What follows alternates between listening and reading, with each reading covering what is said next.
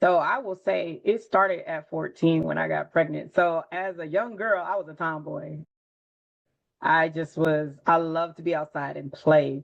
Somewhere I had a little too much time on my hands, and the first time ended up being that time. And so I will say that going through that at such a young age, my great grandmother told me, she said, if you don't know who you are, anyone can tell you who you are. So I lived by that mantra. And so that's why I started to learn about attitude and how I showed up as a person.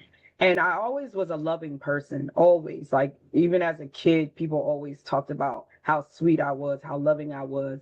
I was very much so a person that loved to take care of others. And it just so manifested that I had this little person that I had to take care of.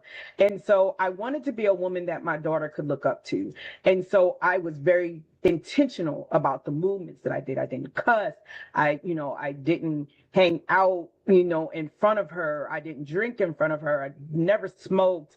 So I wanted to be very intentional about the things that I did. I had very supportive parents that allowed me to continue to go to school.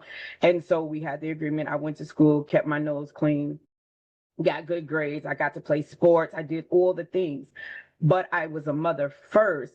And so with that came a lot of challenges of dealing with people that didn't believe that a 14-year-old pregnant person could be anything. So I had to hear a lot of that. I had to hear a lot of self-doubt. I had to get strong in my mind that while I use that as fuel to go, yeah, y'all don't tell me who I am. I'm gonna show you who I am. I can tell you better that I can show you better than I can tell you.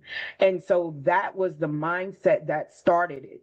Along the way, of course, not too long after that, I ended up having cervical cancer. And I had to learn about emotions, and emotions of not really understanding what I was young. I was still a teenager.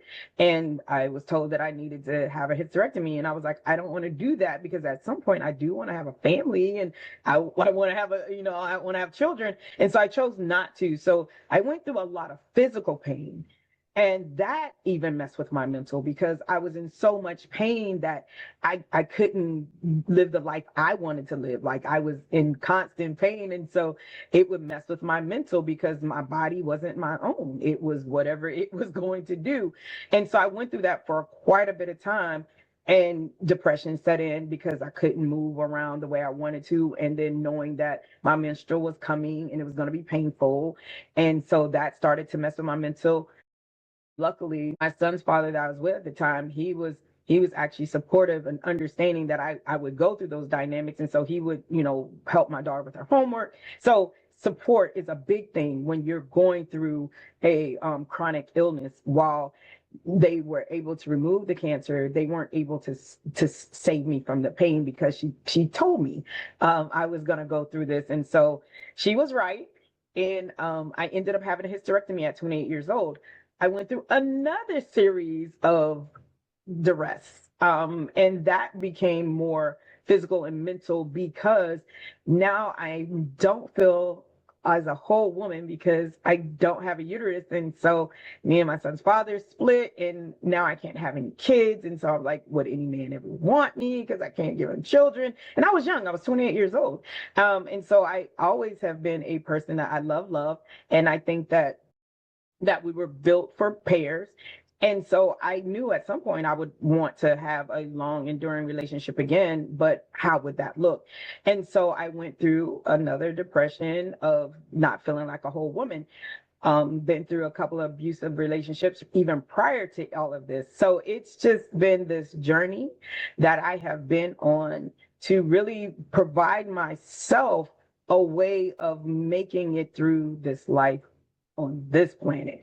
I do believe we're all spiritual beings just having a human experience. And so me being in this body, I had to make the best of it. And I had children. I have two children. And being a single mother, I was not willing to allow any of my circumstances to dictate their future, not even my own, but theirs. And so I went to school and worked full time and raised two children. And I will just say perseverance and resilience came by the way of the tools that I was able to build, but mainly the support that I got and received because I allowed myself to to go through the things and build the tools that allowed for me to be open to others being able to support me. And it was a journey. I can't even begin to tell you